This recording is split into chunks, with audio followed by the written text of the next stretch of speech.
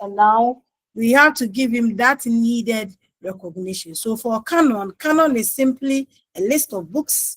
Canonization is the process. It's like somebody going for an election.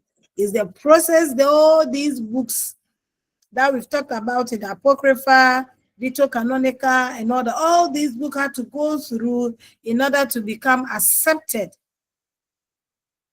as canon. And those of you who are in the languages, they talk about Shakespeare, they talk about Chaucer, and Shakespeare has a way he writes. So, and then when people are speaking in that manner or they write novels today in that manner, we say that they are mimicking the Shakespearean model or the Shakespearean canon.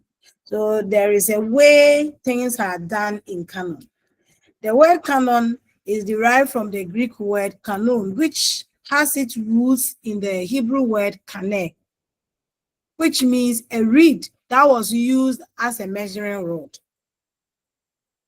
A reed that was used as a measuring rod. The idea of measure in canon, by extension, came to mean a standard or a rule by which something can be judged or evaluated. So when we talk about canon, the idea came to mean that a standard, a rule, that by which something can be judged or evaluated. So canon came to be the yardstick by which the lives of this the yardstick by which some of adherents, believers of the faith, these adherents, the yardstick by which their life could be regulated. So you can't be a Muslim and decide not to obey what is in the Quran, because the Quran is the canon of Islamic religion. The Bible is the canon of Christians. So you can't be a Christian and decide that the Bible says this and this, that one I will do it, but then the other one that I won't do. It's modern times and all that. Canon is the standard by which lives can be judged. It is a standard. So canon, that is the idea that they are giving us in that sense. Canon, kaneh, a measuring rod, a standard by which something can be judged or evaluated. Thus, the word came to be used to signify the works of scholars whose works resembled a particular author. So what we have is we ought to follow it. In Christian theology, when we talk about Christian theology, in Christian theology, the term is used in reference to the rule of faith and life, or the standard by which ideas and teachings were evaluated in the church. So when we talk about Christian theology, we are talking about issues concerning the faith of Christians. And for them, when we talk about canon, it means the rule of life and the rule of faith and life, or the standard by which ideas and teachings were to be evaluated in the church. So everything that is supposed to happen in the church is judged or evaluated based on the contents in the canon. That is the Bible. The notion of canon as a rule or norm of Christian faith was popular among Christian writers of the first 3 centuries in the Common Era. So that's that understanding that canon is the rule or norm of Christian faith. That understanding was very popular among the Christian writers of the first, so for the first 100 CE, 200 CE, almost to the end of the 300 CE. These people understood it. And they really. Madam, Gilda, mute yourself, please. Gilda, mute. Please, I suggest that if anyone doesn't mute his or a microphone, let's take the person. There was also a break on this emphasis.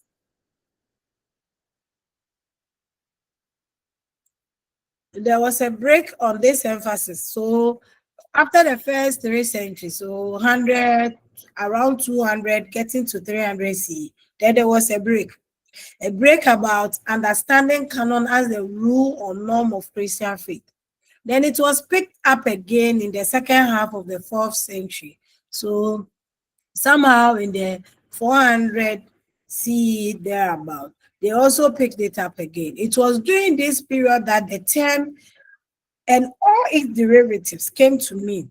So when it was picked up again, it came to mean this: the collection of writings sanctioned by or officially approved by church authorities and taught to be standard of Christian beliefs and practice. So then when they came back after the first 3 centuries break, there was a slight break. And then when they pick up again in the second half of the 4th century, it came to mean something else. Not only as, but it came to mean the collection of writings sanctioned by or officially approved by church authorities and taught to be standard of Christian beliefs and practice. So the content in our various canons are not there for a joke. They are there to regulate the life of believers. Those of us who belong to various religions, we know how the disciplinary committees of our various churches and our mosque use the content in the canon that we have accepted. So the church has accepted the content that this one is authoritative, and so then they use it to judge. In 363 CE, the Synod of Laodicea ruled that only canonical books, that is canonizomena, books should be read in churches. So in 363 CE, a decision was taken by the Synod, a highest decision body of the Christian denomination at that time, that only books that had been accepted were supposed to be read in the church. So only books that were accepted were supposed to be read in the church. It's also the same meaning that Athanasius, the Bishop of Alexandria, implied when he used the phrase Biblia Canonizomena in his famous Easter letter of 367 CE to the churches under his charge. He listed the biblical books to be considered as standard and to be read. So this bishop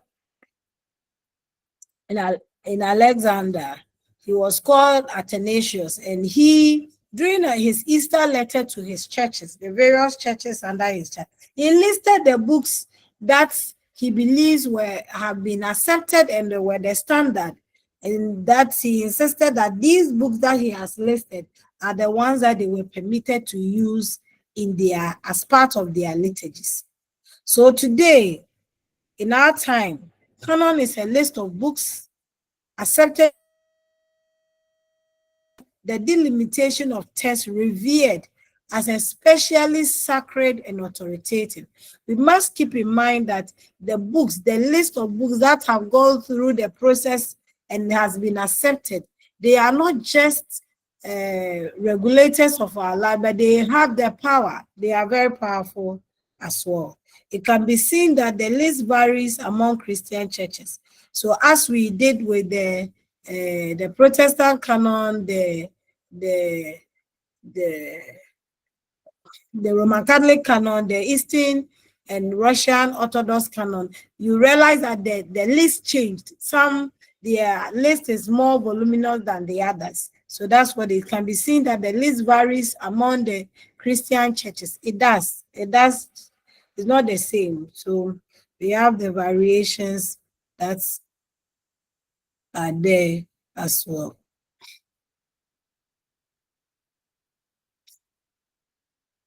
And we explain why the variations are there. We said that it was based on the smaller Hebrew Bible and then the larger Greek translation of the Hebrew Bible. And so those two have influenced greatly the kind of list that we have in the various canons today. I will go to the formation of the canon. The idea is that once that we know that these canons, the list of books, we want to speculate, find out what possible time were these books accepted? What possible times or what timelines by which we can comfortably say that, oh, by this time, the book had already been accepted and was being used. So the first one that we talk about is the Torah. In fact, when you read some books by scholars, initially they thought that the first to be accepted would be the second section of the Hebrew Bible, that is the prophet, Nevi'im section. Why? Because they believed that the Nevi'im section was dealing with God's direct speeches with the prophets. So a lot of them would have already they would have written it down. So then when it came to compiling and making sure that they are in line, it would have been easier on them in that sense. But unfortunately, they realized that no, when it came to acceptance, the Torah was the first to be accepted or fixed. The second to be fixed was the prophets, and the third and last one to be fixed was the writing. So it followed that one, the Torah, Nevi'im, Ketuvim, or law or instructions, prophets, and the writings. A lot of scholars attribute this final. So the understanding is that a lot of scholars attribute this final development of the Torah with Ezra. So the priest Ezra, when ancient Israel was taken into exile, the northern Israelites were taken into exile in the year 722 BC. So 722 or 721 BC. So the northern Israelites, after the death of Solomon, the United Kingdom of Israel was divided into the north and south. The north had a lot of the tribes, about 10 plus half of them, and they form a bigger nation. They were more prosperous. So they were more of a nuisance to other superpowers in the Mediterranean area. So when the Assyrians were expanding their military power and empire at that time, they found ancient Israel, northern Israel, to be a threat. And in the year 722, 721 BCE, they were defeated in battle. They carried all the northern Israelites into exile. They scattered them. So for that, they were never able to come back. They just left the very weak behind. And so that's what happened. Now, when we talk about the South enjoyed some peace for a while, but eventually they too were defeated by the Babylonians and they were taken into exile in Babylon. Fortunately for the South or Judah, when they were taken into exile by the Babylonians, they realized that they were placed in one place. So they were all dumped in one place. With time, the Babylonians too were defeated by the Persians, and the Israelites were allowed that they could go back. They were allowed to go back. And so when they did, that's when they realized that their city was broken down, the walls were broken, the temple was destroyed, and all that. With time, as they were struggling to rebuild, Ezra was sent back. Ezra was serving the Persian king at that time. They were all in Persia. So he was sent back to come and help rebuild the new Jerusalem and then the territories around. Now, when we are told that the fixing of the Torah, initially, scholars' idea was that then it should have been done by Ezra, because Ezra is giving a letter by the Persian king. And in that letter, the Persian king mentions an Aramaic phrase, Bedat Elahak, the law of your God. And it is found in Ezra 7 verse 14. And so that phrase, but that ilahak, is something that they believe once the Persian king mentioned it, then it is likely he was aware that the law, when we talk about the law, we are talking about the Torah. So the Torah might have been fixed at that time. So but that's ilahak. But unfortunately, a lot of scholars see this argument to be a far stretch. In fact, it's like you are overstretching the truth, because it is just a phrase, but that's ilahak. It never mentions the Torah. It's not specific about the law. It just mentioned, but that's ilahak, the law of your God. And so it doesn't help to say that the fixation of the Torah was solely done by Ezra, or it was accomplished by Ezra, because if you look at the content in the Torah, it will take a long time. And so it might have gone through a lot of people through gradual process, and it wasn't done within one individual's lifetime. This phrase was part of the letter King Artaxerxes of Persia gave to Ezra in the 5th century BCE, when he sent him, Ezra, on a mission to Jerusalem. It must be stated that this association with Ezra, based on this text, is overstretching the meaning of the text. So it is overdoing it. Somehow, so much is put in there. And so they see it to be overstretching it.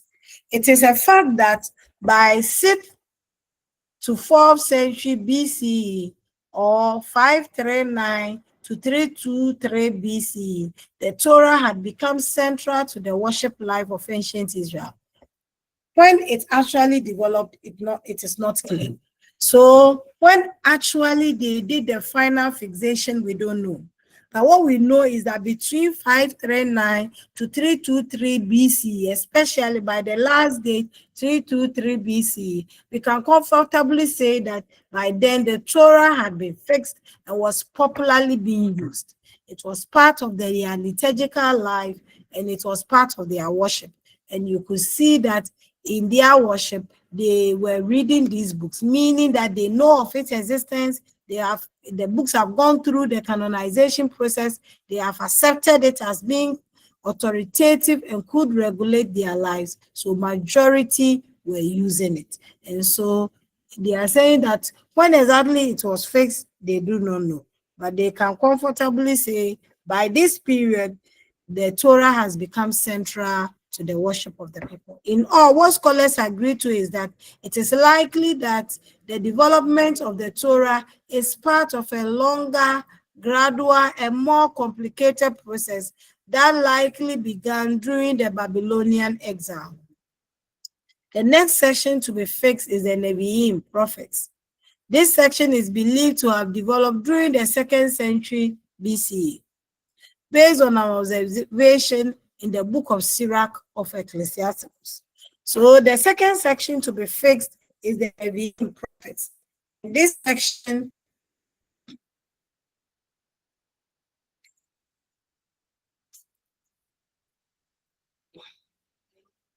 how we come to know about the fixation of this prophet is through the work of a writer called Sirach.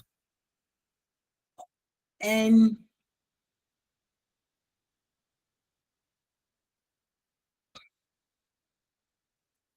this author, Ben Sira, he wrote his book Sirach, or what we call Ecclesiasticus. It is part of the apocalyptic materials, or let me say apocryphal materials.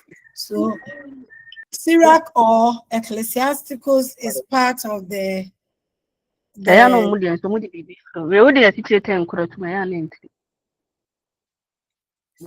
part of the. Let's mute our mic. We are having lectures, please. Let's mute our mic. So the material, Sirach or Ecclesiasticus, was written by one author called Ben Sira, and it was written between the year 190 and 175 BC. So between 190 and 175, about 15 years. Or is it 25? 20 years. So, no, 15. It's 15 years. So it took him about 15 years to write his book. That's Ecclesiasticus.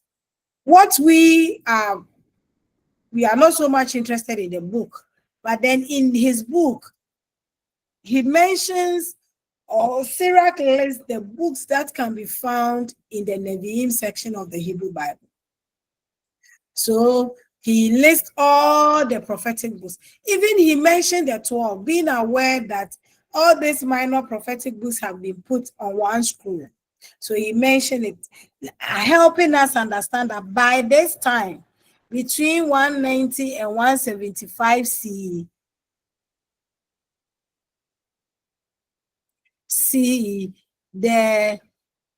this material, the knowledge concerning the existence of the second section of the Torah was there. People already knew about it. Whenever I teach this section of Old Testament, I tell students that until maybe some people have heard it somewhere, those who are business savvy may have heard it somewhere, but until during the period of our former president, and they brought up the issue of, okay, let me even use this, COVID. Until COVID happened, we never knew about COVID. But since COVID happened, COVID has been part of almost any policy conversation. Any health issues that we have to talk about, COVID has come to stay. We can talk about COVID today because we knew and experienced COVID. That's the argument the scholars are making here. They are saying that Sirach listed all the books in the second section, that's the prophetic section, in his book. That was the Ecclesiasticus.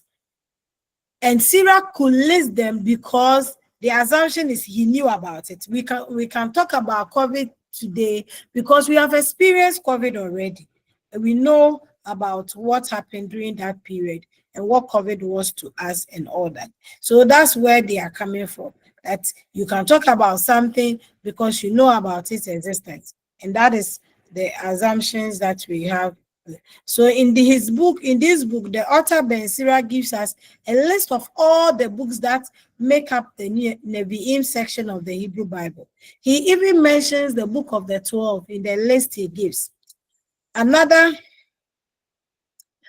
work produced by Ben Sirach's grandson, a prologue to the Greek translation of the original Hebrew around 117 BCE for the Greek-speaking Jews in Egypt.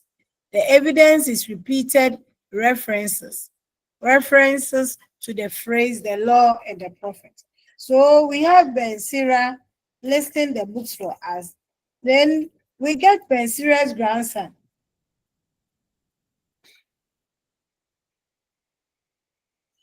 And we are told that Ben Sirach's grandson decided that he would do a translation of the Hebrew. And in his work that he did, the translation, he gives an extract, an introduction. And in that introduction, those who are in languages will understand. He tries to explain the challenges that one faces when he wants to do translation. I've always said this, that for me personally, during my undergraduate days, I was reading history, Ghanaian language, and religion. The desire was for me to keep religion and Ghanaian language. But second year, when we did translation, I decided I don't want to do Ghanaian language again because I realized that there were words that I can't translate, and it was going to be a problem for me. So I just didn't do it. I remember we wrote an exam, and the English extract that they brought, they said we should. One of the things that they were asking as part of the extract was diplomatic peace corps. How do you translate diplomatic peace corps into into tree. In fact, I didn't know how to. If you want, I'm a farmer. I decided that I'm not cut for Ghanaian language and translation. Translation is what sacked me. Because apart from that, I like the linguistics, the literature, and the others, but translation, and I ended it. And that's the same thing that this Ben Sira's grandson was saying, that in their attempt to translate the Hebrew into the Greek, these are some of the problems that he faced, that there were some of the Hebrew words that they couldn't find the corresponding single words in Greek. So it made translation a little difficult. But for us, we are not interested in that explanation about problem challenges with translation. What we are interested in that extract alone that he was giving them, explaining their challenges with the translation. They mentioned the law and the prophet. The law and the prophet. He make reference to his grandfather's work as the ecclesiasticals work, and talk about the law and the prophet, the law and the prophet. And scholars are saying, like I explained with the COVID argument, he could mention the law and the prophet because he knew about its existence. So at least by 117 BCE, we can comfortably say that by that time, ancient Israel was already in the known about the existence of the prophetic books, and they were using it. They knew about the list in those books, and they were using it. So that's the second one. Another work produced by Ben Sira's grandson, a prologue to the Greek translation of the original Hebrew around 117 BCE for the Greek-speaking Jews in Egypt. The evidence is repeated references to the phrase, the law and prophet, the law and prophet. Per this argument, it is likely that by 117 BC, both the Torah and the prophets had been fixed and was used by the Jews. Now, in that same extract that talk about the law and the prophets, Ben Sira's grandson also mentions and the others that follows.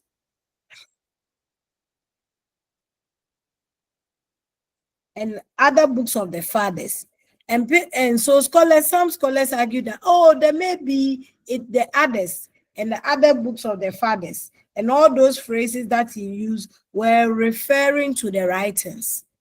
So some initially argued that, then the writings were fixed also around that same time. But no, that argument is also very similar to the first one, that when we talk about the Ezra thing, it is overstretching the truth. The real truth is that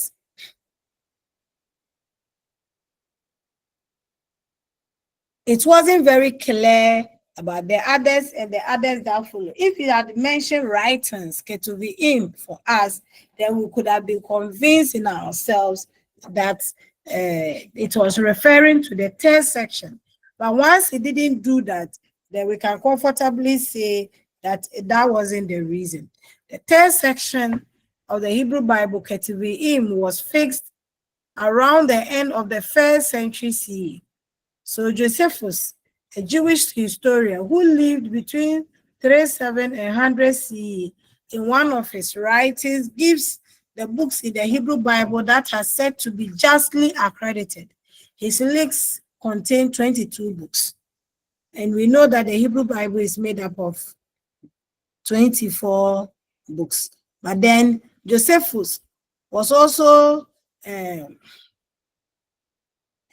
Greek historian, a Jewish historian, and in his writings, he gives the books that can be found in the Hebrew Bible, and he lists 22 books. So this is the content of his books: 5 books under the Torah, 13 books under the prophetic books section, and then we have 4 books for hymns. So for Josephus, he gives us 22 instead of the 24 that we wanted. Then we have Second Esdras. However, in Second Esdras, or called Fourth Ezra, an apocalyptic work by a Jewish author written in Hebrew near the end of the first century, lists 24 books. So another work near the first century in the book called Fourth Ezra, it's also lists 24 books. Now there is this tradition that there were some of the books in the Hebrew Bible that were considered as appendix. So initially, the book of Ruth was considered as an appendix of the book of Judges. And then the book of Jeremiah was also considered as an appendix to the book of, Jeremiah. Lamentations was considered as an appendix of the book of Jeremiah. So this tradition justifies Josephus 22. But then we see that eventually Fourth Ezra gives us a complete work. Now the question is, why are there variations in the canons? Why are there differences in the canons?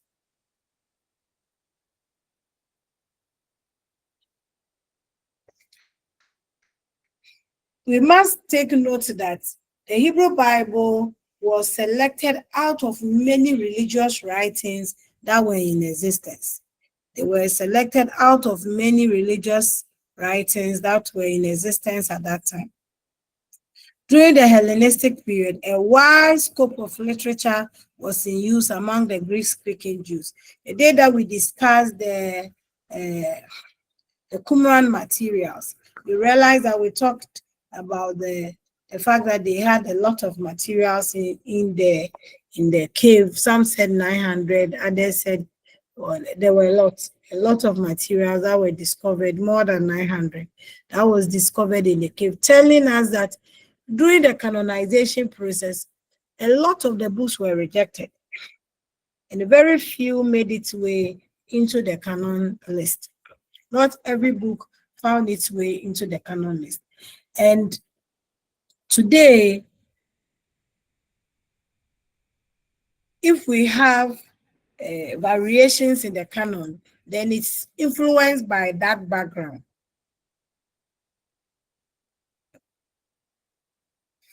Many of the books were written in Hebrew. So the earlier materials, a lot of them were written in Hebrew and Aramaic, but they appear to have circulated outside Palestine in Greek translations or texts. So there are a lot of the material that originally they wrote it in Greek. Oh, sorry, in Hebrew. So the first materials, a lot of them were written in Hebrew and Aramaic. But then somehow with time, because of the Greek Hellenization, a lot of the materials were translated and were being used outside Jerusalem, but in Palestine, in Greek. So they translated a lot of the materials and they were using it. By the time the scribes agreed on the kind of materials that they wanted to be part of the Hebrew Bible, there were still translations of some of these plenty materials that were the Qumran discovery has made us aware of. There, that's they were using. So somehow the Hebrew Bible stuck to a certain number, 24, but then the Greek translation of the Hebrew Bible added all these extra materials that they were already using and they have come to accept. They have come to accept. In 1947 to 1956, at Kebet Qumran, a site in the Judean desert about a mile inland from the western shore of the Dead Sea, ancient manuscripts of more than 200 scrolls were discovered that contain parts of the Bible. So we know about the Qumran, all that. The canonization process within Judaism might therefore have involved the selection of a limited number of books from this much larger resource of available literature. Some scholars also believe that the reason for the limited number was because some of the books that were not selected were written later than the expected period. Others also point to their unorthodox content as a reason.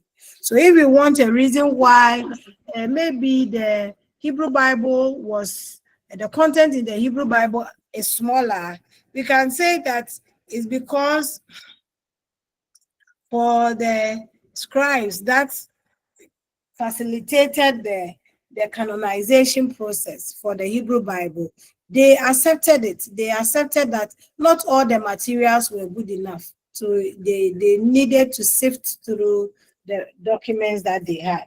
They needed to sift through them. And in sifting through them, they came to the realization that some of the contents, some of them were problematic, so they couldn't accept it. They couldn't accept it.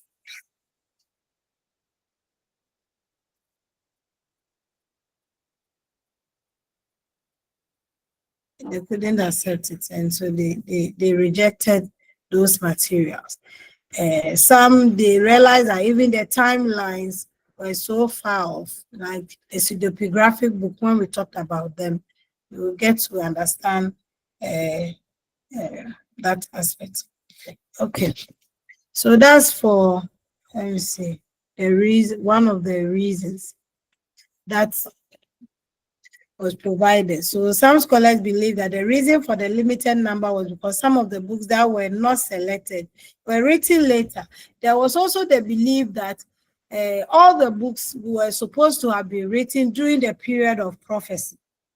And for some reasons, ancient Israel, the Judeans, when they came back from exile, and around 300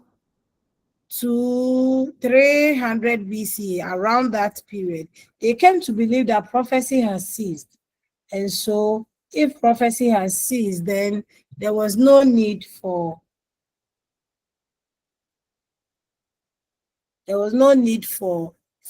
any book that was written after the period they believe prophecy has ceased to be taken, because then there would have been no inspiration for the writing. There would have been no inspiration for the writing. So they believe that prophecy has ceased. So these are some of the reasons that they give. So the unorthodox content, the content that not agreeing with their belief and their practices, and also the ones that they believe were written after the period of inspiration. So then they couldn't trust the content of the material, so they rejected it. Now, those are some of the general reasons, but the real reason, the real basis for why today our Bibles are different. So you have the Roman Catholic canon, the Protestant canon, and all the others, the Latin Bibles, the ones that we'll be able to do before we wrap up for the semester. You realize that it's because of two materials, the Hebrew Bible and the Greek Bible. Early Christians, many Greek-speaking, accepted a Greek Bible which contained these excluded books, while early rabbis analyzed the list of books for the Hebrew Bible by the end of the first century CE, including in the list only books that were written up to the time of Ezra, when prophecy was deemed to have ceased. So up to the time of Ezra, after Ezra's death, they believed that prophecy has ceased. So any book that was written after that 323 and all those ones there, they rejected it. After Ezra, they rejected all those materials. They felt that they were no longer relevant. So they rejected it. The rule meant that books of more recent origin were rejected, especially books written in Hebrew and Aramaic but circulated outside Palestine in Greek translation or text, and were less acceptable to the Pharisaic tradition in Jerusalem. So a lot of the books that were written after that period, there are a lot of the Hebrew books written and translated, but was being used, translated and used among the Greek-speaking Jews outside Palestine. They believed they didn't have the know-how. They didn't have the know-how. And so then it just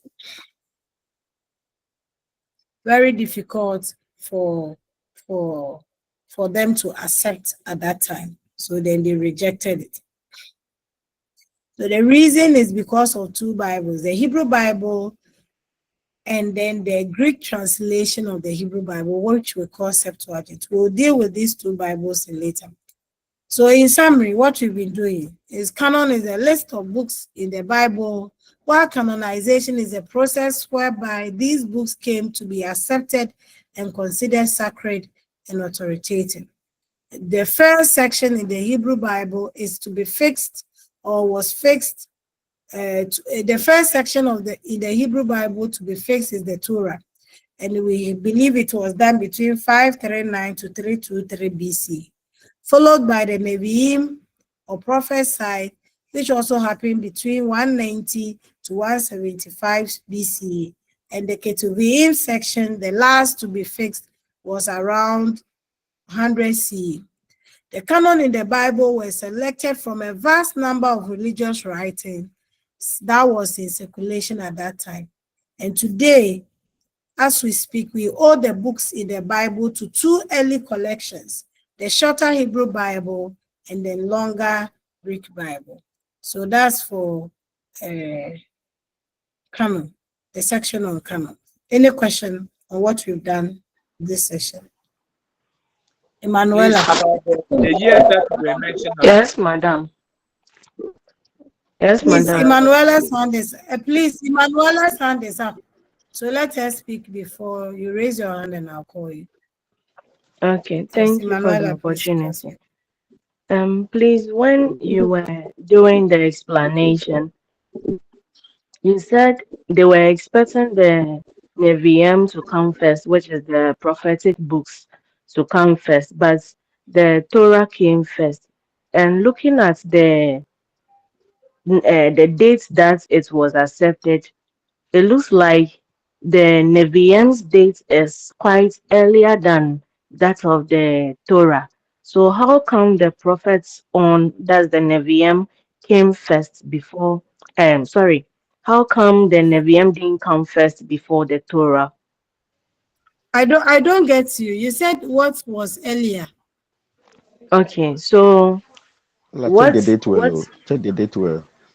If you look at the date, you realize that when you look at the ancient date, they descended. Before the BCE, it was a descent. So they start from a bigger number and they reduced to one. Then they started climbing up in the Common Era. So before Common Era, the numbers were diminishing. They were not increasing.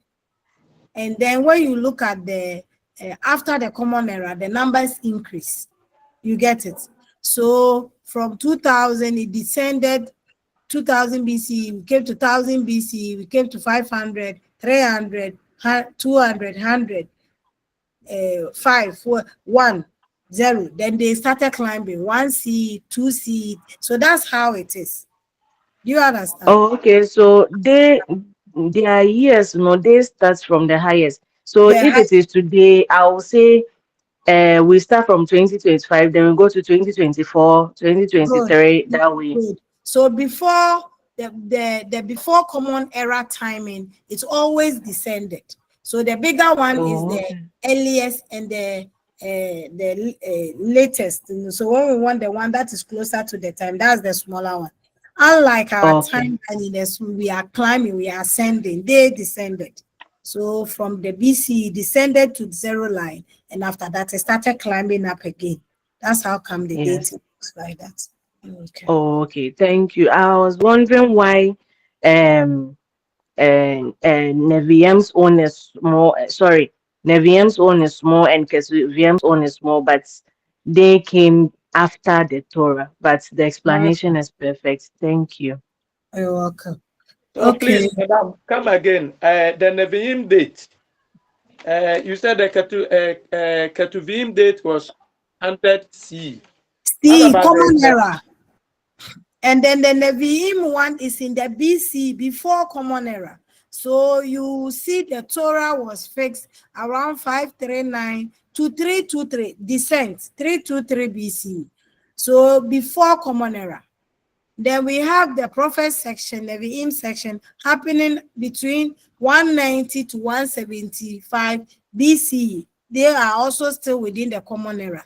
It is the writings that enters into the common era time.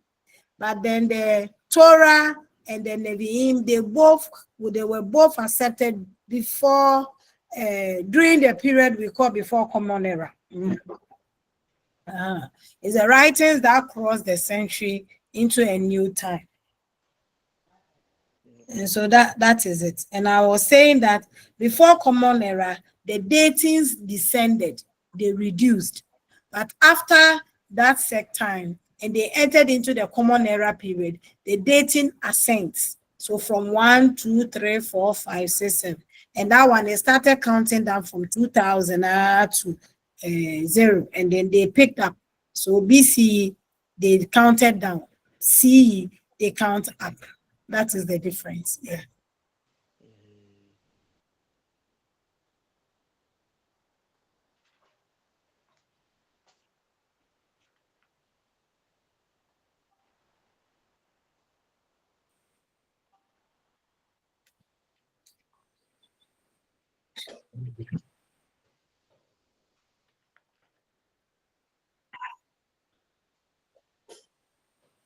Okay, I can see Cynthia Asabre, your hand is up. Yes, madam. I was asking about the same question that our sister was asking. So this means that the Torah was accepted first. That's my Yes, question. yes. So the Torah was accepted first. Okay, thank you.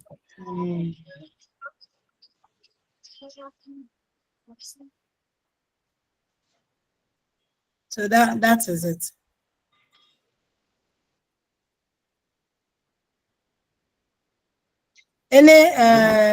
So then we have a free rainy Boateng every year. Rainy.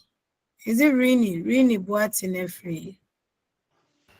Madam, please, I want to ask about the Bible, the Hebrew Bible, the longer version and the shorter version. I want to ask if the books that are found in the longer version are the same books that are found in the shorter version, and then the difference.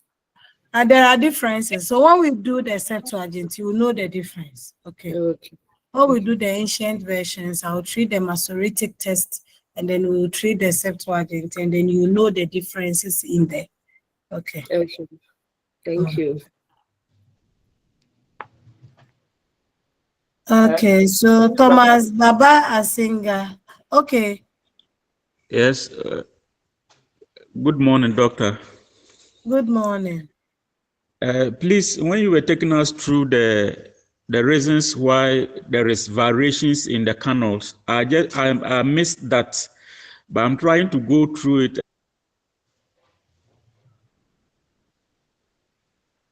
And the reasons are not clearly spelled out on the slide, so I don't know where somehow limited to the text.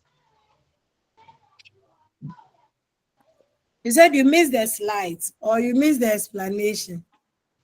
Yeah, I missed the explanation, and I'm trying to go through what we have in the slides, but I'm not quite getting the reasons are not clearly cut out in the slides for me to pick up.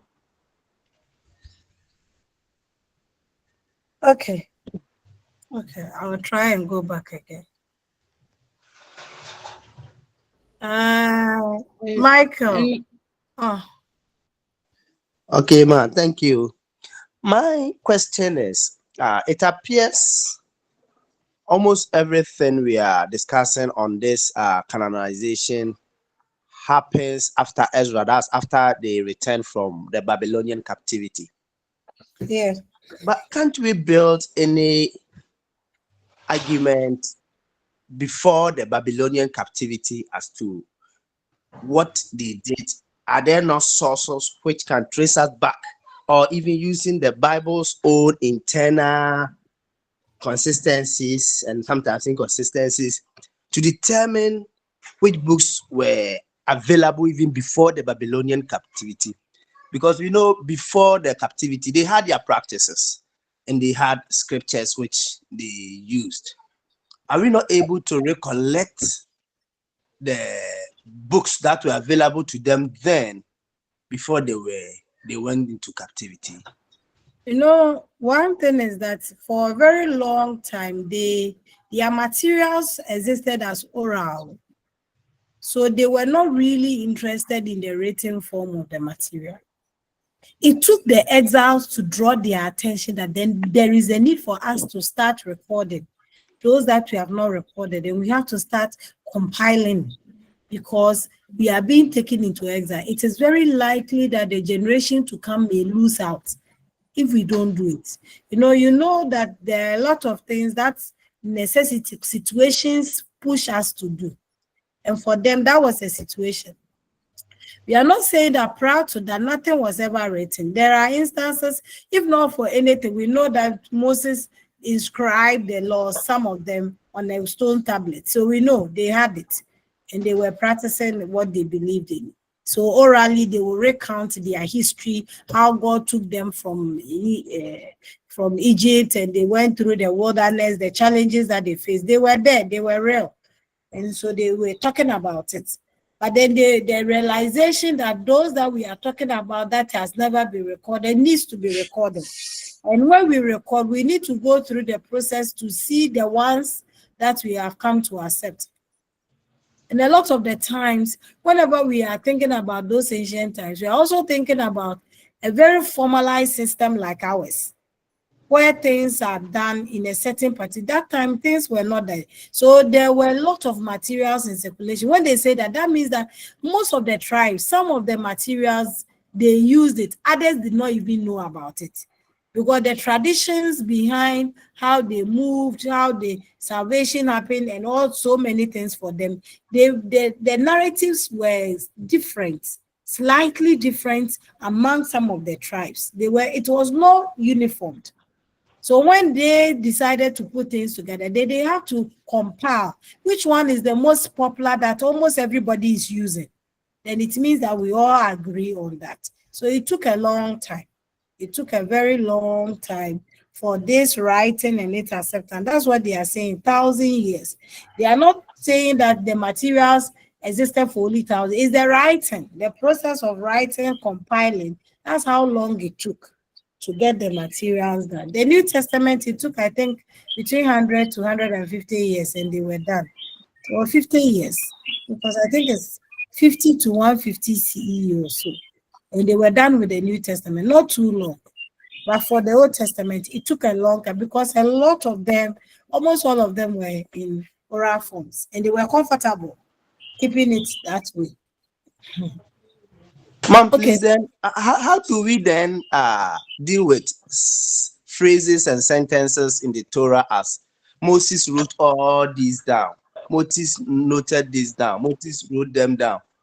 If it wasn't written, how do we deal with such phrases in the Torah? But we know that there are things that we know that Moses wasn't the one who wrote the entire Torah. That one there is a fact that we know. Two, we also know that there are some aspects of the Torah that Moses was commanded and dictated to. So he got it down. That is accepted. But for the entire Torah, no. That's why we have what we call the documentary hypothesis. If you read those hypotheses, it explains to you how we have the Torah and the differences that we have within the Torah. And that is possibly couldn't have been the work of one person. It was a gathering of traditions and narratives of the people, various traditions that they believe about Yahweh, about their relationship with Yahweh, and they've put them together. Some of these things borders on history. When you do history, of course, it's not on history, so I don't go there when I'm teaching. We just deal with the normal OT studies stuff that we have. But yes, so these are some of them. That's why I said you should go and read on the documentary hypothesis. It will throw light on some of them, and then maybe subsequent meetings we can discuss it. That's a fact. Now, the person who asked the question concerning the variations, that is not so clear about the variations. I said that today, if you look at the Roman Catholic canon, and you look at the Protestant canon, and even the Russian and Eastern Orthodox canon, you can see that they contain more books than others. Why do we have that issue? We have that issue because we have a Greek Bible called the Septuagint, which is a translation of the Hebrew Bible, which contains more materials. And then we have the Hebrew Bible, which contains very little material, only 24 books. And the Greek and the Septuagint contain more. And so the translations that we have, the various Bibles that we have, they either depended on the Greek Bible, which is a little voluminous, or the Hebrew Bible, which is smaller. So the Protestant canon stuck to the Hebrew Bible, and that is it. The Roman Catholic, they followed the style of the Greek Septuagint and the others, and they are all the various texts that we have that they've used. Today, I keep saying that because of the Qumran discovery, we've realized that all those materials were found in there and they were of use to the people. So then they make sense for those reasons. Okay. Are you okay? I think maybe when we later on do the ancient versions, we'll be clearer in our mind on that. Hello, madam. Yes. Madam, please, the slides, what you just finished, I can't find it on the platform. I think the last time that we met, last week, I placed it on the, but anyway, I will. Please, they are on our platform. All the slides are on our platform. Kindly check it. I have checked though. I have checked all the platform. I can't So find it. That's why I'm saying it. The course reps can just repost it for us. I can't find it. Okay, thank you, madam. Please, madam. Please, I want a little clarification here. As my brother was saying concerning the books of Moses, we were told that the books of Moses were 6, and during the era of Nebuchadnezzar, and then they called something called, they said something about Apamadaka, which was burnt. That is what we heard. And then after the era of Nebuchadnezzar, and then they were recollecting the informations regarding the books of Moses, that they put something into pieces and then it became Bubongoma or something like that, of which we believe that during the era of Moses, all these books were written down. And as you were explaining, you said that it was not Moses who wrote. So I want a little clarification here regarding these informations that we have already been told long time. By who? Sometimes when we were going to school, in secondary school, and then some of our Christian leaders. Hello, sir. Hello, sir. Yes, please. I believe during this course, they told us to put our faith and our belief somewhere before we go through these courses. So sometimes if you want to bring in what you've been told, you'll be confused. If you want to bring in what you've been told when you were in SHS or GHS, you will be confused. So please, let's focus on what we are being taught, and then we should forget about those things, because academically, you are going to answer to what you are being taught now. Sir, if you say that, then how do we call this academic? It should be subject to debate. It should be subject to investigation. If we have that's why. Hello. That shows we are mature learners. Yes, hello, can I come in? Yes, please. That's why the last time I told you, sir, read the documentary. Sorry, read it. After you've read it, you have questions, and then you come to me with very specific questions concerning that. When you pick the Hebrew Bible, there are things that shows that it is not the work of an individual. And scholars have worked to show and prove that it is not. We are not denying that Moses didn't write anything. But then there is proof that he didn't do all. And there are materials that show that. That's why I said go and read on the documentary hypothesis. Please go and read on it. Next week when we come, God willing, I will deal with the questions that you have after you've done the reading. Because if not, then it will be a banter between me and what you have to say. Okay, so go and read on the documentary hypothesis, and then next week we will talk about it. Please, Coach Rep, next week when we can make sure I deal with the first 30 minutes, I will deal with that one before we go on. Okay. Thank you, madam. Please follow that question. Jemima, please mute yourself. I have another question here. Okay.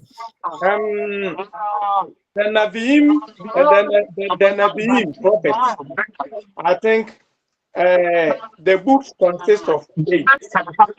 And then the last one is and the 12.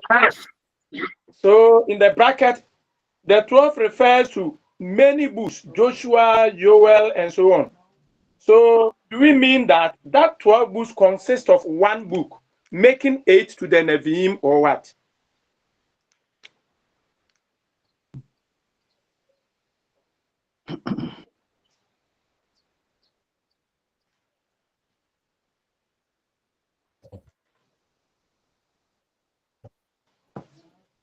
Hello, please. Yes, take your time. Take your time. Okay. I remember this in the last time. Please ask your question again. My question was that there was some break in my line, so I couldn't. The Nevi'im, the books of Nevi'im consist of 8, and then when we count them, it ends with and the 12, and then the 12 consists of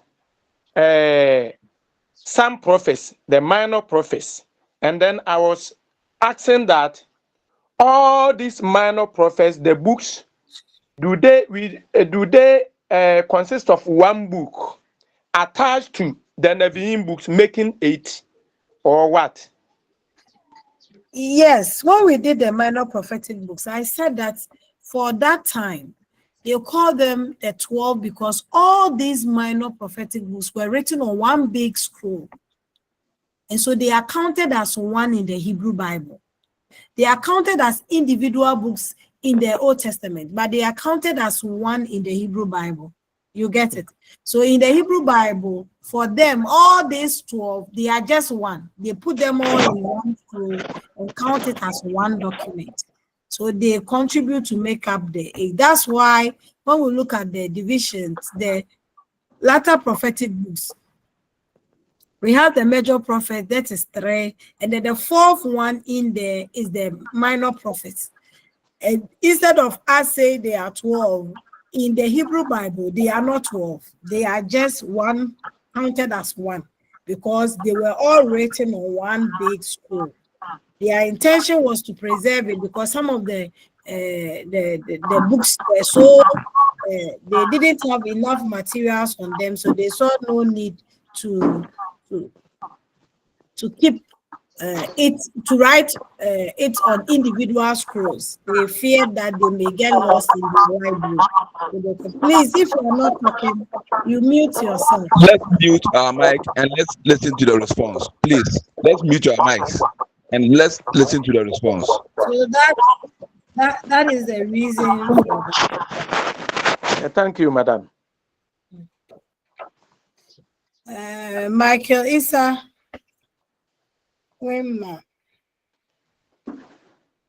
I'm here. Sorry, okay. I mistakenly left my hand up. So okay, so Ali Sadiq, have I answered your question? Yes, madam. Thank you very much. Okay, Daniel. Dapa. Please, Daniel Dapa, have I answered your question?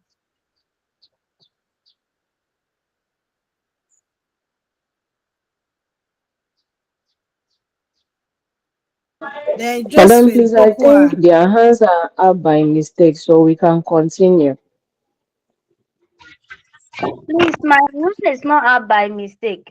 I wanted to talk, but Madam has not called me. That's why I just. Jocelyn, I can't All of hear us, you. our hands are always up by mistake. Oh, That's why most of the times we intercept questions and it becomes a problem in the class.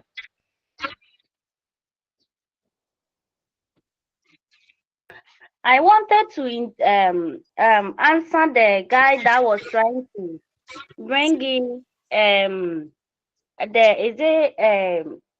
questions of faith or something. I wanted to answer him, but here was the case. Hello, People please, were, I'm on the phone. This is Josephine. Please, madam, my question is, mine is a request, it's not a question. Please, I was pleading if you could put the assignment you gave to the other brother, the documentary hypothesis also on the platform, because some of us, we just joined the platforms, we don't have those slides that you are talking about. So if you could please resend it on the platform for us, it would be very helpful. okay. Thank you very much. Thank you very much. please. What I'm saying is that when we're doing the please, Yes, when yes. we're doing CRS, that is a far SHS. What I know was that my CRS teacher was a Pentecost pastor. But anytime he comes to the class and there is a teaching that is based on faith or something, he always tells us that we should throw our faith away and then look at what the subject is teaching us.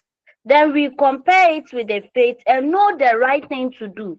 Though we have the faith, though the faith is there, but you compare what you are learning with what you are with the faith. Then you choose the right practices to follow.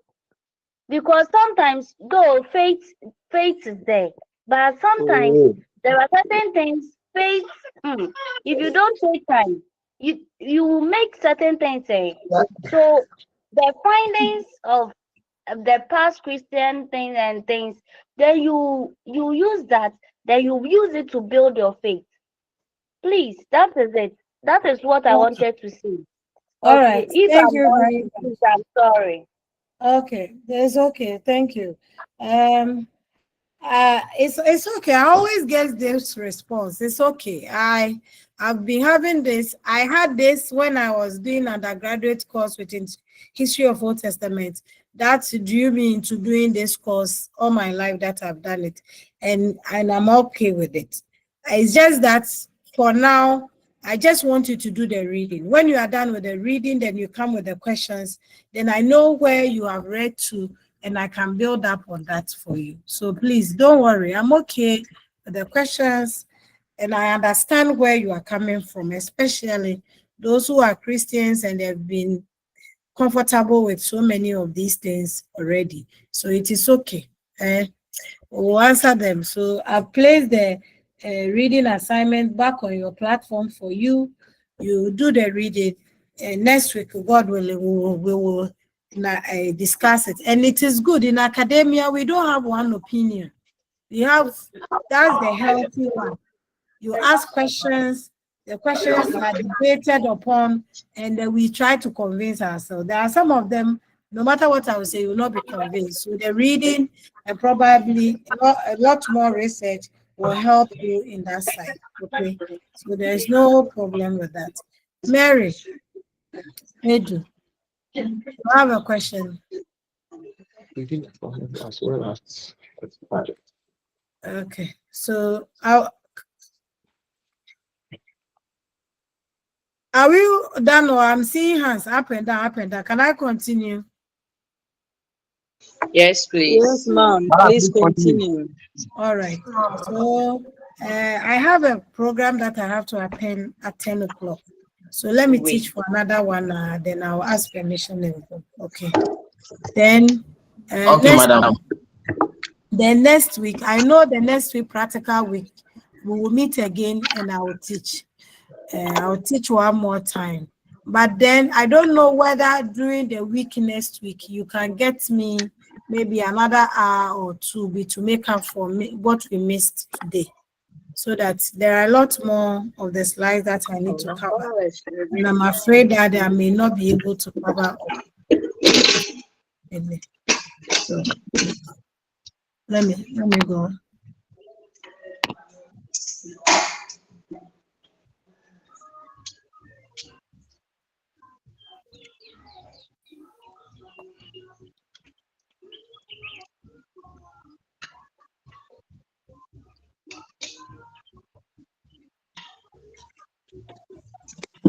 Salamatu. Mute your mic. Salamatu.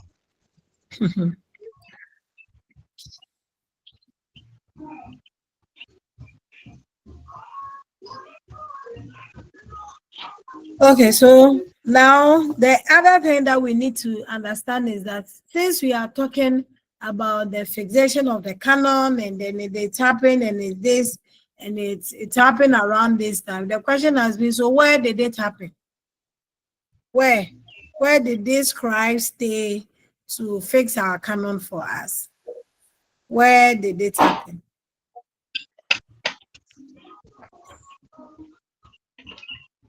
And we have this theory that has been put up by scholars to explain how possibly the likely reason or the likely belief that where they believe this canonization or fixing of the canon might have taken place. So they have that.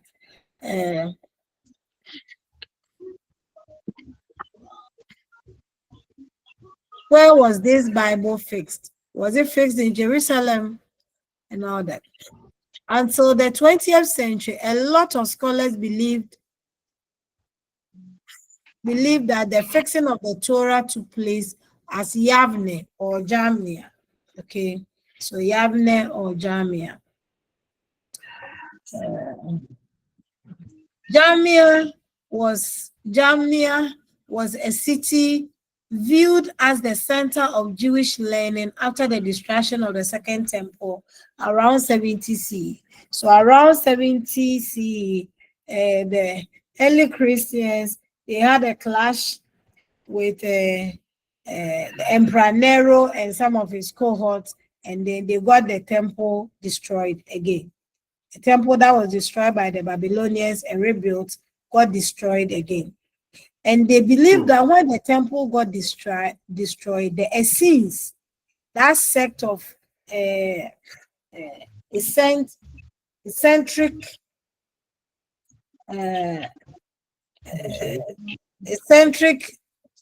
scholars, they love to stay by themselves and learn. So this group of eccentric scholars took off. They may have taken some of the materials from the temple and then they moved to Germany and they set up a Jew. It was already a Jewish learning city. It's like coming to Cape Coast. When you come to Cape Coast, we can comfortably say that Cape Coast is a learning town or a learning capital city.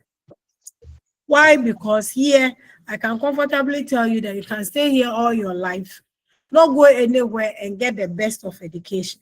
Primary school, secondary school, the university or tertiary, and then the work environment. You can do everything here without going. Those of us who came from villages, I come from Bebro. Those of us who came from villages, we have to move from our village to go to secondary school somewhere, move from our village to go to the tertiary somewhere. My children that are born and we are living here in Cape Coast, I can comfortably say that they can live all their life in Cape Coast, work, school, work, and get the best without anything. So Jamnia was considered like a Jewish learning center. They had a school established there. And scholars initially believed that it is likely the rabbis met there and did the review of the various sections of the Hebrew Bible and got it fixed at that place. Initially, that's what they felt. This theory was proposed. So this Jamnia theory was proposed by one scholar called Henry Grass. So Grass explained that a group of rabbis met at Yavne in about 90 CE and voted on whether or not some books were canonical. So we have already talked about canon. So these scholars met and they talked about whether some books were supposed to be accepted as part of the list in the Bible. So that's what they did. When they met at Yamle, the rabbis met to make a decision. So at the end of the meeting, the official books of the canon were accepted. It sounds very simple. In fact, it sounds too simple to be accepted because looking at the voluminous nature of the books in the Bible, how can a one meeting settle everything? One meeting couldn't certainly settle everything.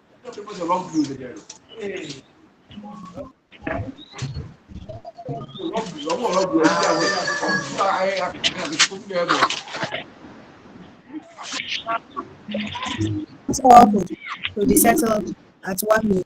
So then they realized that they didn't mean that this rabbis met and stayed together for weeks, a year, a month, or how long were they together in order to have this fixed.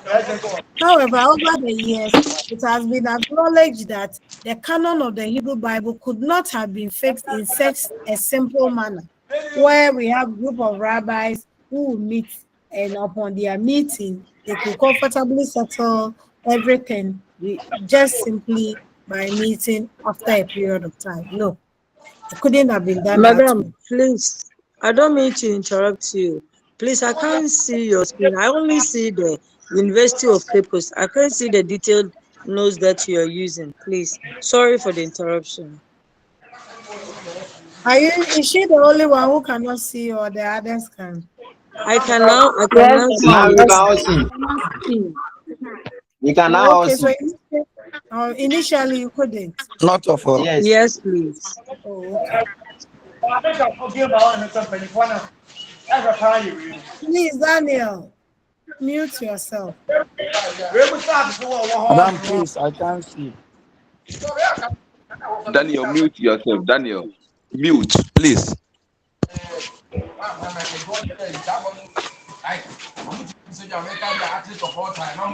Daniel, please mute yourself. This thing is being recorded. We always commit the same mistakes. Maybe he has left the phone somewhere. Can somebody mute him? And who does that? Who does that? That may be true. If somebody can mute him, please do so for us. Yes. Daniel, what? Daniel, what? Okay, so let's go. Let's go. So this theory by Grass, he is saying that some rabbis met at Jamnia, and by their meeting, the end of their meeting, they have come to accept some of these books as canon. But then what we are saying is that it's over the years, it has come to attention that it couldn't have been that simply done. It takes a lot to have a document canonized. So it couldn't have been simply done in that manner. It took a lot more to have this work done.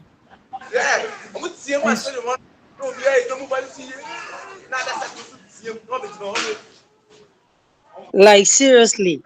Please, can someone help us? Can someone help us? Mute Daniel, please. It doesn't allow for muting. The lecturer can do I've so. tried that. I don't have that power to mute.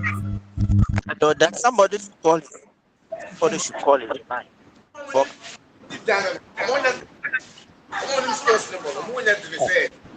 How You can can't this mute guy him be unless maybe someone interrupting our contacts the lesson like this?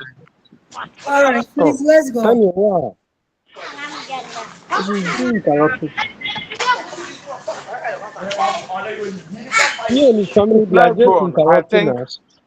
nobody Crossroad, can please get call in him touch back with door him. So and put him in let order. us manage it like that.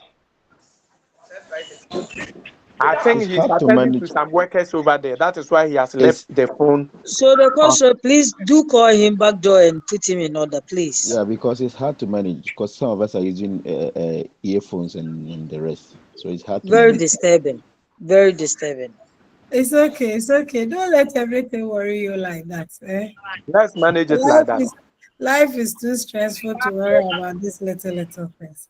Our Anyway, doctor wants to go somewhere, and then we have to manage the little time that we is have left. Master, Let's let the manage. loud doctor talk. let's go on. Let's go on. Don't worry. We'll manage small. So over the years, scholars have come to acknowledge that if not for even them, so far what we've done and what we did with canonization should tell you that it couldn't be that simple, that it takes a lot to have these canons, various sections fixed. So they've come to understand that it couldn't have been done in this manner. This assumption, so therefore, this Jamnian theory has come to be understood as a misunderstanding. So this assumption that scholars initially had was based on some rabbinical texts that they have. So this rabbinical text here, the Yin 2:14 and others, pointed to something of that sort, which are no longer viewed as granting canonical status to books in the Hebrew Bible. So the version has become as a misunderstanding.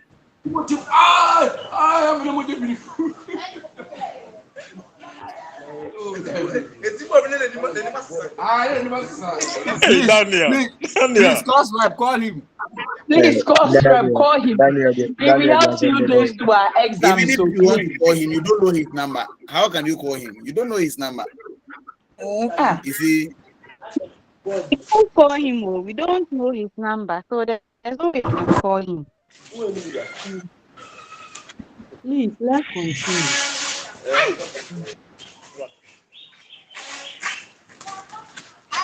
In fact, some of us are already confused, and Mr. Daniel too. You are adding up to our confusion. Oh. Don't worry, it's okay. We'll manage it.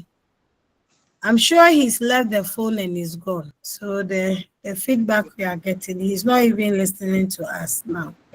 He can't get what is going on.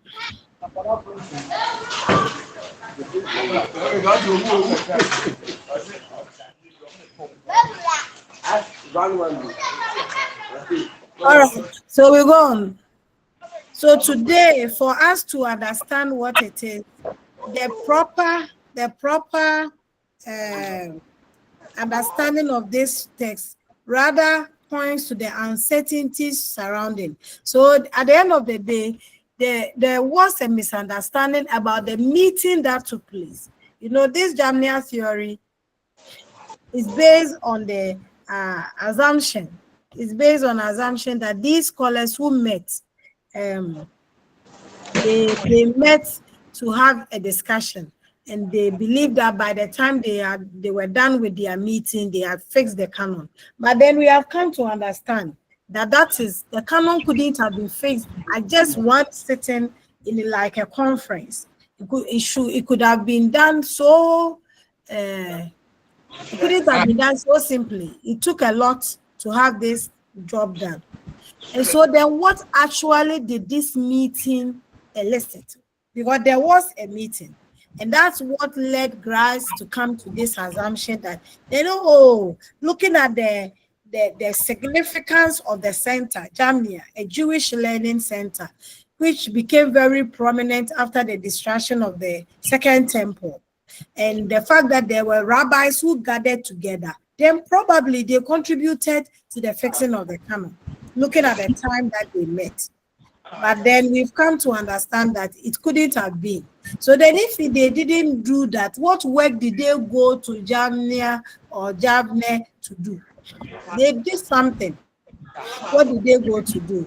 And what we know now is that they went to talk about the canonization of these two books, that is Ecclesiastes and Song of Songs. Anyone very familiar with the Hebrew Bible understands some of the challenges that these two books bring, Ecclesiastes and Song of Songs. Song of Songs, those who are even pastors here, I'm sure you don't preach with it, but it's in the Bible.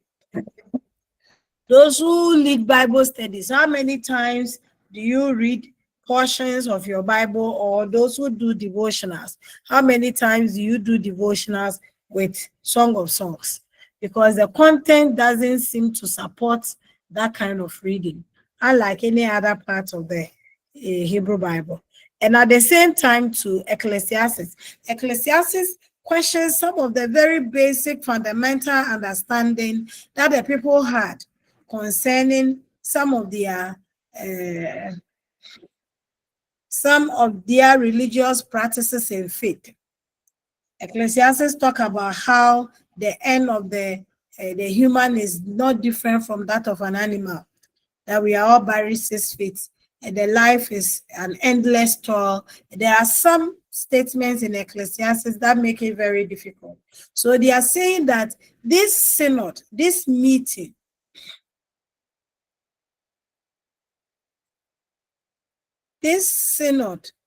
our meeting, they met to look at these two, whether these two books have any justification in being there. J.P. Lewis and S. Lehman stands out among scholars who have raised objections against this theory. That's the Jamnia theory. The arguments are: 1, the term synod or council, which the theory used to describe the meeting that took place at Yavne or Jamnia, is inappropriate.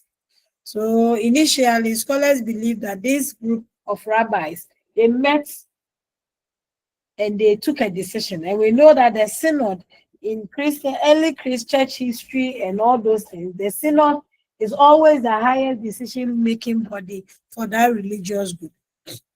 Like the way some of us who belong to various religious organizations, we have our highest decision body headed by our bishops or our moderators or our archbishops or our sheikh or chief imam or whatever that we believe, whoever we believe has been given the mandated power to lead the entire group. But then he has a council that he works with. They are saying that these rabbinical scholars who met at Yavne, they were not a synod or they were not a council. The term that is used by Graz, referring to these scholars as council members or synod meeting, is not true. They were not synod. They were just a group of scholars who met. This is because the academy at Yavne, established by Rabbi Yohanan Ben Zakkai, was both a college and a legislative body, and the said meeting was one of their normal sessions. So these academic scholars, they always meet at Yavne, maybe annually.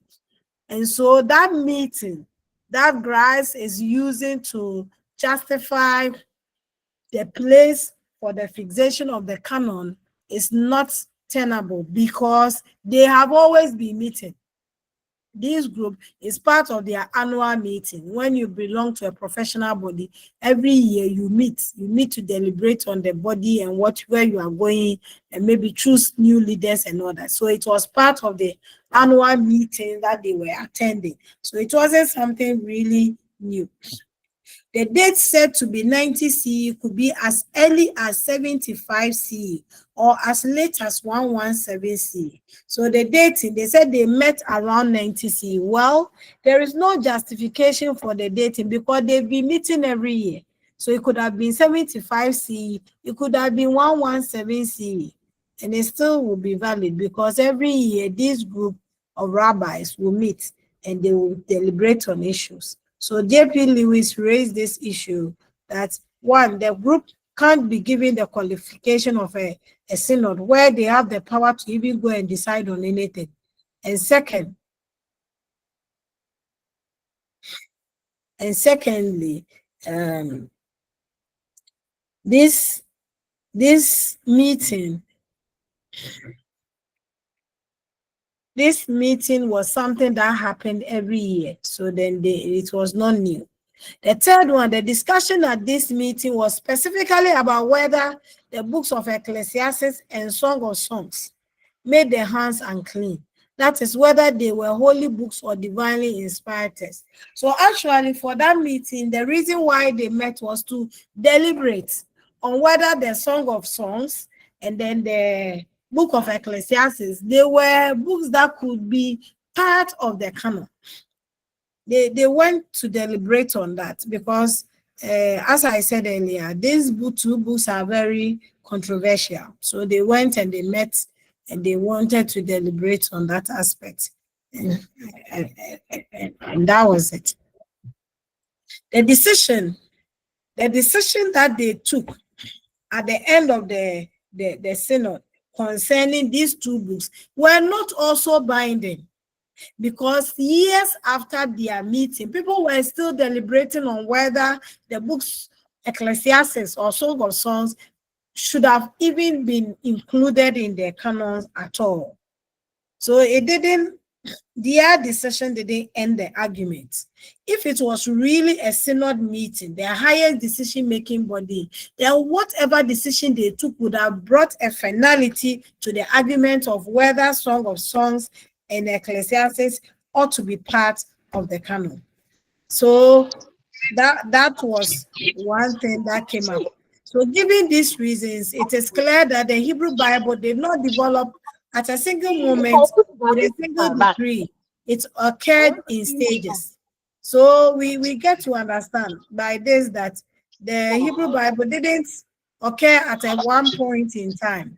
It took time. It took time for it came to be. It took time before it came to be. Okay. 1, 2. I know. I 2. Madam Freda, please mute yourself. Ebe.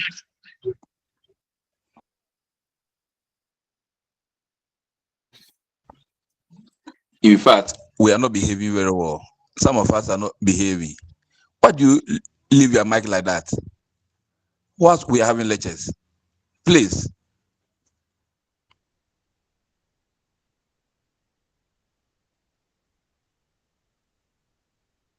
Okay, so we go on. So that's for the Jamnia theory. The theory is simply about where scholars met to fix the entire Hebrew Bible.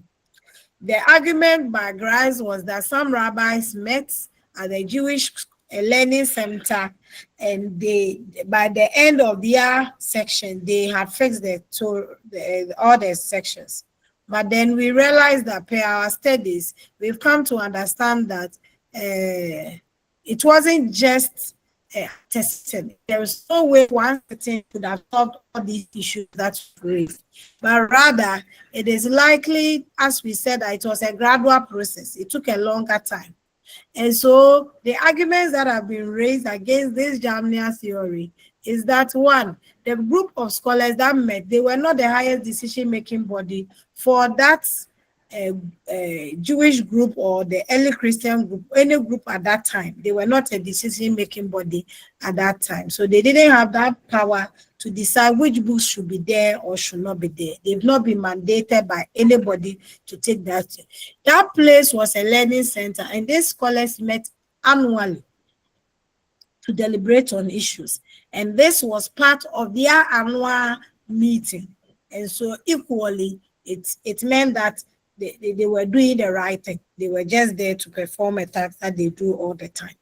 The dating, therefore, couldn't have been that fixed. It could have been any date, 90, 117, and whatever. They were not sure of also the date. And finally, what they went to deliberate on wasn't the entire canon, but on just 2 stubborn books.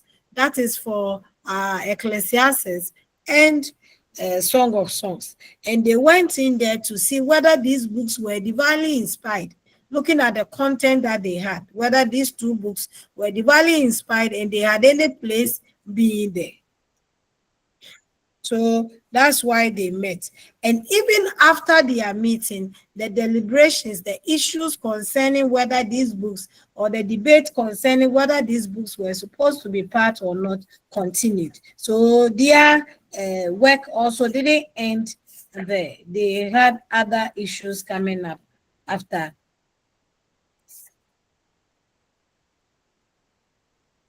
After the meeting. So it is clear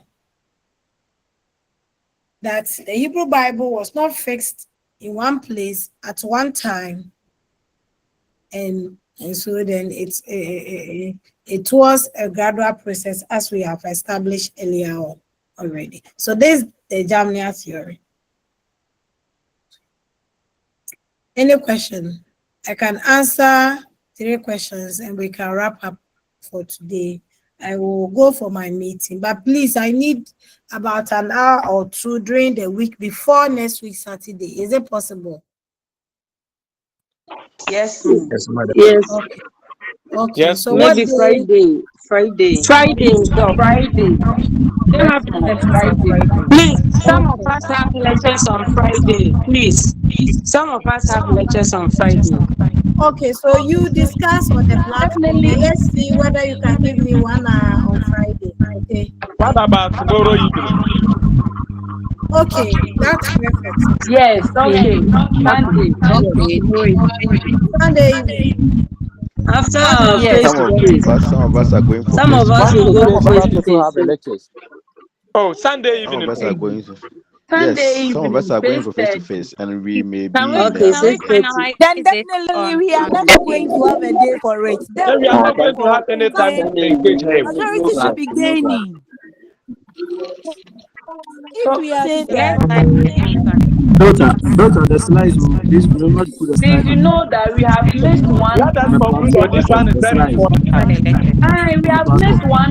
one The slides on the Majority platform. of topic. us, That's for the because some of us have also one full another lecture engagement has been we'll advanced. meet next week.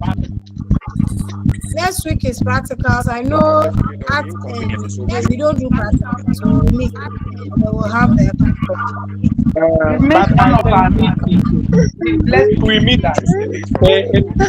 It is not going to help us. Like next week we are meeting. As for no next we can meet twice. full meeting is already established. Please, And let's then for consider today, the for Friday. completing the class, we can just meet 1 hour to Friday is make up better, for madam. Friday truncating your is better. class. Friday is better. Let's Mom, consider the Sunday, tomorrow. Friday. Both having tomorrow the class. evening. Tomorrow evening. Tomorrow, Mute tomorrow your is mic and okay. let's listen to Madam. Tomorrow is okay. So tomorrow, can we meet like 8 to 9? By then, I'm sure a lot Yes, of we people can have meet. been We can Yes, meet. that Yes, will be. ma'am. We also Who have will a 8 to 9? in 8 the to 9. morning Some of us may time. be in But vehicles. Is it in the morning or Some of us in may the be in we evening. vehicles. also So have please a please in the attend. at evening? same time In the tomorrow, evening. madam, Okay, in the please. evening. Thank you. Yes, in the In the evening we evening. have lesson. Oh, you have a In the Tomorrow evening is is better. let's sort ourselves. We And do most get of us there. will go for face to face tomorrow morning. So evening will do. Yes, evening would do. Evening is a Well, we If go for the face to face great. tomorrow would be morning, sent to some of us, we just join. and We just join some of us also have some newly. programs to attend. But we have to skip some of them and then have time with this and Madam. We have to Yes. skip some of our programs and have So time with her. 8 to 9 is okay. Please, 8 to 8 9 to is okay. 9, That's okay. Nine will do. please, tomorrow. The face if to the face slide has could been be sent to postponed to the the group, evening. some of us have just Please. newly registered. Oh, okay. So, all right. So your face to face for tomorrow has been postponed to evening. Yes, our lecture has Chris postponed Center. to evening, 6:30 to 9. Chris Center. Chris Center. Okay. What about tomorrow morning, Just 30? make Chris Center, sentence, please. my dear. Which center, please? Tomorrow, 6 Which to course? 7 in the morning. Is it possible? Please, which Yes, course? madam. Yes, madam. Please, those of us doing Ghanaian language, our lecturer has postponed her meeting tomorrow morning to the evening. So tomorrow, 6 a.m. to 7 a.m. Will it be possible? We'll just do 1 hour. Yes, then we ma'am. go. Madam, please, let's do it 7 a.m. to 8. What about the Because with the 6 minutes. Please, by then, some of us will be on our way for the face-to-face. Hello. By that time, Madam, please, most some of of us us will will be be on our way for the at our Okay, centers. Madam, let's travel. Please do it. 6 to 7. 6 7. Yes, Yes, So some of us will be having face-to-face class. To everyone. Hey, The excuse is too much. The excuses are too Nobody much. meets at You Madam, fix this date like that, and somebody will wait and another one. The excuse is too much. so let's You need let's to target fix to it. get to our platform. Yes, And 7 then we o'clock. will continue. Madam, you make the final and decision and we will comply. Make the final decision. Please, madam, Because no make time the will final suit decision, anyone. and then we will comply with it. Make the final decision for us. Yes, Okay. madam, make the final decision. If Time you are you saying, think if will you are suit saying you. madam should make 7 the to final 8. decision, if you are saying madam should make the final decision, when I'm going for Facebook, I'm traveling from where I am to my center, and when I'm coming back, I'll get home around 9. Around 9 Michael, we p.m. So I'm can't please, Madam, please everybody. Michael, we can't please everybody. So you make so it is we life can't is also about please you. sacrifices. We can't also please you. So the possible one will be in the We morning. are not pleasing me. We are pleasing the majority. We can't make Only you. Yes, majority Okay. it is So deceiving. please, Everybody can we do tomorrow everybody 10, 9 to Michael, 10? please, I'm ready everybody. talk to you now. Madam to talk. Uses of English language. Right. We also have lecture. Tomorrow evening, 9 to 10. Most of us should be ready for it. Can't we do that, 9 please? to 10 will be 9 to Agreed, 10. agreed, Tomorrow agreed. 9 to evening, 10 is 9 okay. to 10. Agreed. Evening Yeah. It will is okay. suit most That of one is us. better. Yes. Yeah, 9 to 10 Yes. is okay. Yes. Okay. the evening. Nice. Yeah, 9 to 10. Call me. Yes, please. Okay, so that Madam, I'll please, remember. We have a class. 9 to 10 in the evening. Tomorrow evening, 9 to 10. 9 to 10. Yes. Okay. 9 to Yes. 10 in the Agreed. evening. So let's come to a compromise, then Yes. we let In the evening. them 9 know. to 10. 9 to 10. Yeah, 9 to 10. 9 to 9 to 10 is and then we are back to something. This is the best for all of us. This 9 is the to best 10 in for the all of us. morning or in the evening? In the evening. In the Yes. evening. In the evening, Evening. Yes. in the evening, there. Yes. Yes. Thank you. That one, 9 any to 10 problem? p.m. Let us hear from Madam. Today is we are in Parliament. Everybody should keep quiet. Please, let us hear from Madam. Please. Daniel, please. Okay, Next so time. Abigail, please call me tomorrow and let me remember 9 to 10 p.m. Okay, we can do 1 hour to make Very good. God bless truncating the you. time today. I wish you all the best. Thank you. Bye-bye. Have a nice day. Very patient. Please. God bless you. Madam, I had a question. Madam. So write it down tomorrow. I'll answer for you. Hello, madam. What's your question? Please, the 9 to 10 is it morning or is evening? Please, this Evening. Evening. Please, All right. Hey, there needs to be a lullaby for some of us. please, Abigail, some of you who like drink tea. Tell your husband to. Oh, the morning will be now because we can't concentrate. So the evening like that, we can't concentrate. Our minds will be distracted. But in the morning, in the, somebody suggested 6 to 7. Early morning. 6 a.m. to 7 a.m. Crossword, can you number on the in-call message, please? Crossword. Most of us need your help, please. Your number. Obviously, let's vote. And let's vote. 6 a.m. Vote on the time. Okay. Boss rep, we need your number, please. Crossword, please put your number on the in-call message, please. PM to 10 p.m. Please, it has been agreed. 9 to 10 p.m. Thank you. Or if you can mention them right now. Course rep, your number. We need your number. So that we compare. 0 dear Ben. Course rep, your number, please. Put it on it.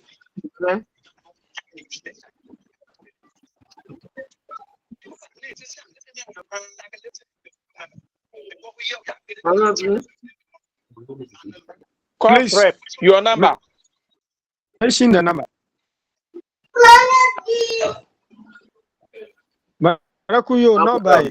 You know, Anami. Mr. Seidu.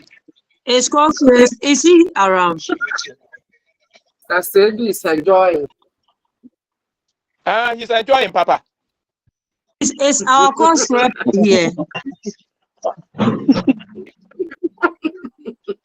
I think course rep is not around. Oh, he traveled to Yemen. Abigail, where are you? That's right. If Abigail is not there, you should call Mr. So I'm vying for the protocol, so you Call can Mr. vote for me. Call Mr. Fufi.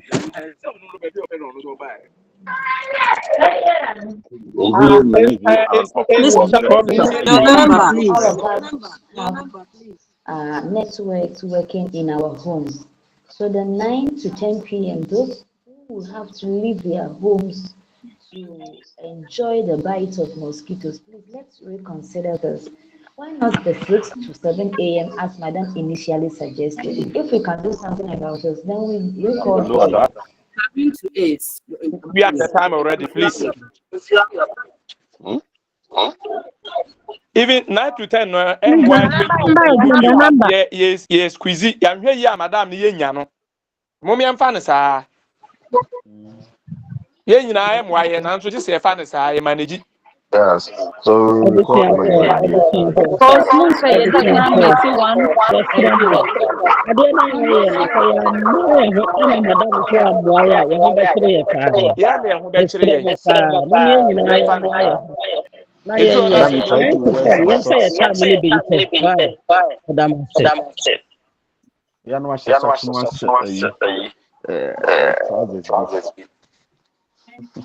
Sir, no cry and initiate, ye move bebre and yano, so we manage ye. Until ye na ye benya time in the shia. Until I'm favor, then also swam managing, sir. Course rep number. Yes, put it on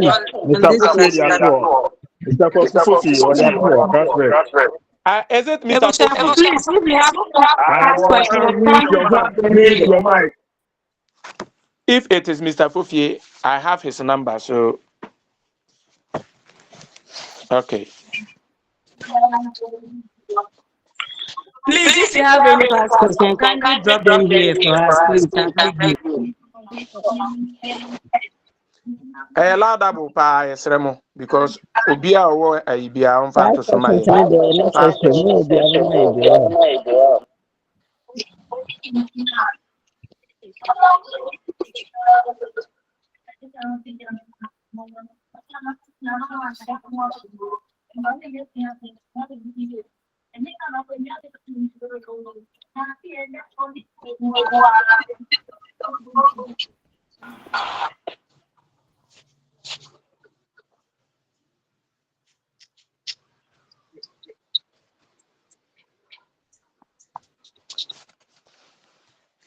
Hello. Mommy.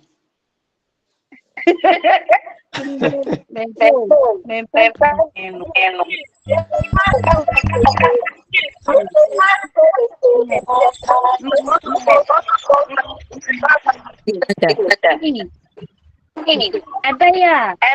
Ankayamu in a way. Yes, a topic about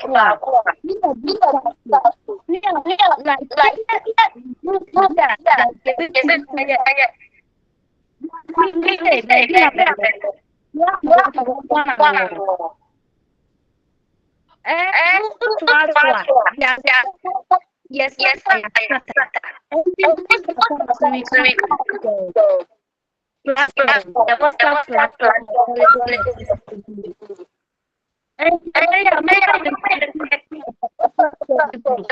And some of us got to tell Sister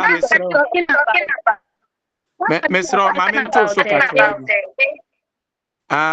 let me bite in.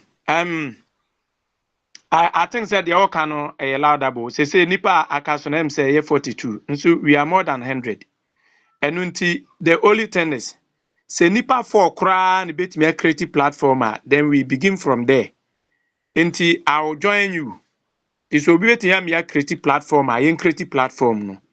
Unti I think say wow ka say ubet me atro me number nanka edidi ho nkomo nanka obi a creative platform na mo my high nanka yen so yatimi follow platform no saade we yaka last week na ye kai yes I just say yen so no ye ya na yasen abo agu ade no ye no for 1 year o ye creative platform it is going to help us. My number is 024.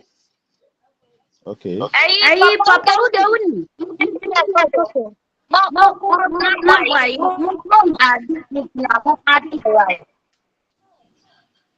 Me baby am me so bi anje me number ade me a me met me ya me jepe unyame ntina person dem number to number obi pick number no 024 313 Okay.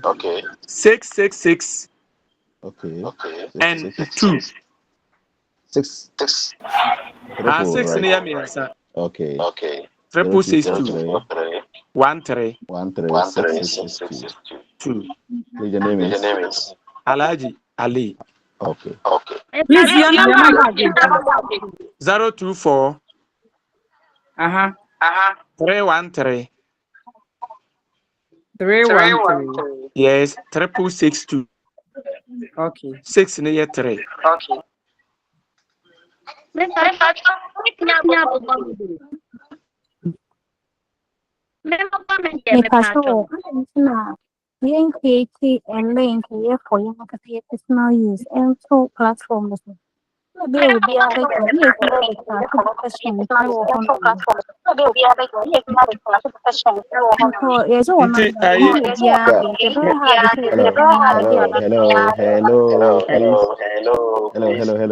Hello. Yeah, it is after we have been able to create the platform that we can now start sharing links. So about two of us can begin, then the administrator can use the link to give it to the others. Okay. Nti madam wansi bebre baby am woni nti wa me ba be se mo create. Okay. Please put the story recording. We should be mindful of that. Code a story recording, please.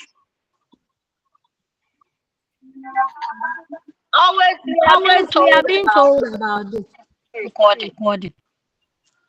Well, we are much aware. I don't think we are saying anything that is not beneficial to us. So thank you very much. We are much aware.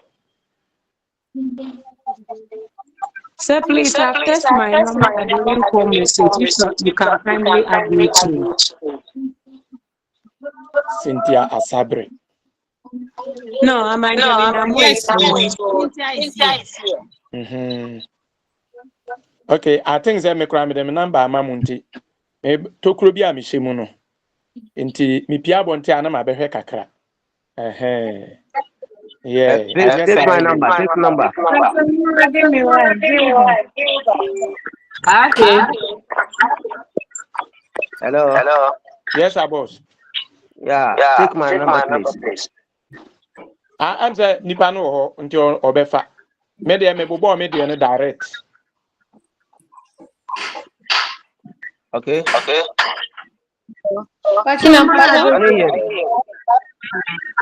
I believe say kakra kra yenya no.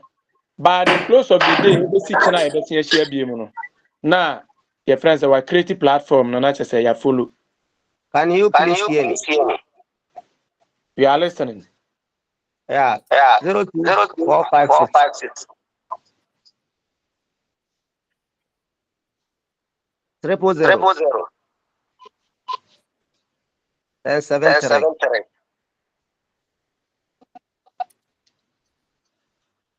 Have you gotten it? No, please repeat. 02456 000 Okay. 73. Okay. The The name name is is Yakubu Abdullahi. Yakubu Abdullahi. all Hello, right. friend. Please Please, let me also mention my own. I beg. please, My number. where will we see the link? Hello. Please, I'm asking a question that when the group is created, where will we see the link to join? It could be put on the main platform. Okay, thank you. As a discussion, Please, or name will be given to it. Sorry. Said as a discussion group, or what name will be given to it Sure, so sure, that sure, sure, sure, sure, sure. It will be it will be something related to our field, so you definitely see all right. Please, maybe Old Testament discussion group. Okay, I think that would thank you. please forgive me. Oh, are we on break or we've closed? My please we've network closed. went off. Please We we've have closed. Madam yes, has left Oh, the meeting, so we have closed. okay. Thank you But very we shall much. be meeting, God willing, tomorrow 9 to 10 p.m. in the In evening. the evening, in the after evening. our Yeah, lecture. No, tomorrow. Yeah. Okay. 9 to 10 p.m. Okay. Thank you. Please, can you add me to the group? My name is Dorcas Nunu, and my number is 0246. Dorcas, he said the group will be created, and for that matter, it will be kept on the distance. What do we call it? The main platform, so that you All right, can all join. right. Yes, that one will be very simple than he taking your number. Okay, thank you very much. Most welcome, sis. Bye bye. Bye.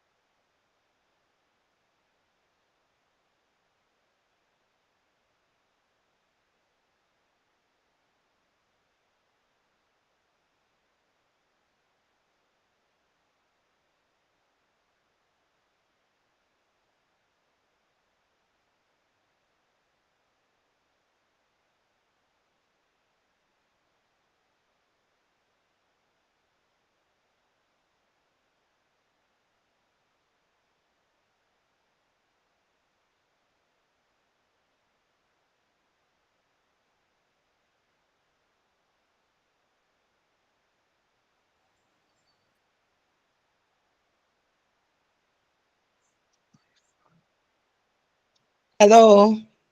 Please, can you hear me? Oh, dear, silly.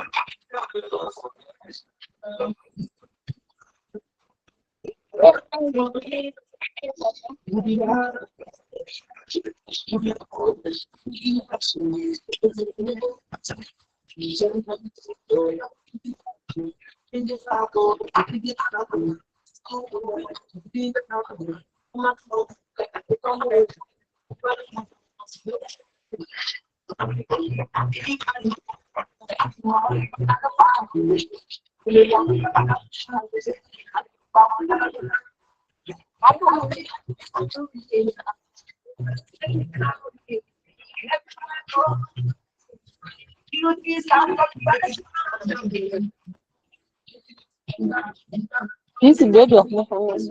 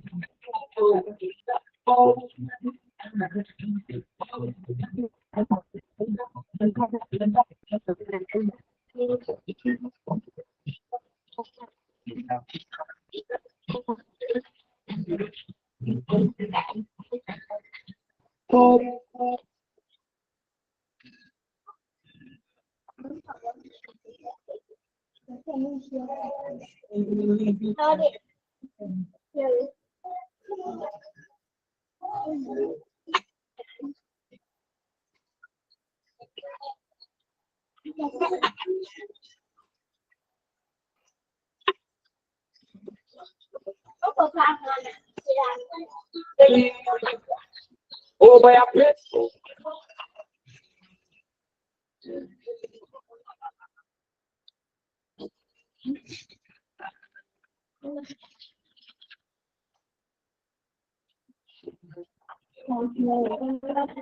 That's what I think he is, but he definitely you the cool thing. Don't be waiting. I know that's taking a thing, but these boys are fighting for things. Them and definitely. Them things running for things. Come and go in crazy, even though tell you how people know. I can help you go, though. I will tell you go. Some of them funny lady like I from Jumbo. They want to go. But I had nothing to lose. Took some losses, baby, but you never paid me. That's why I respect me. I was waiting and waiting. Now they won't believe me. Cause they know I see them going away.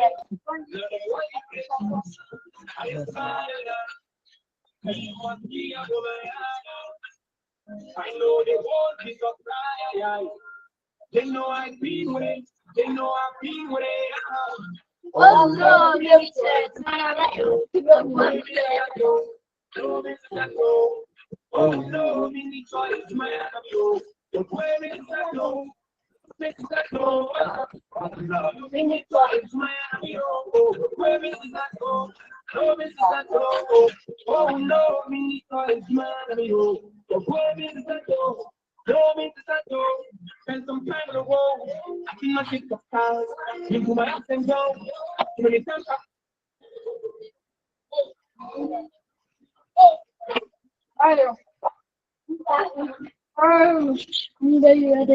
oh no. I pray to God for that like this. That's why my want to be like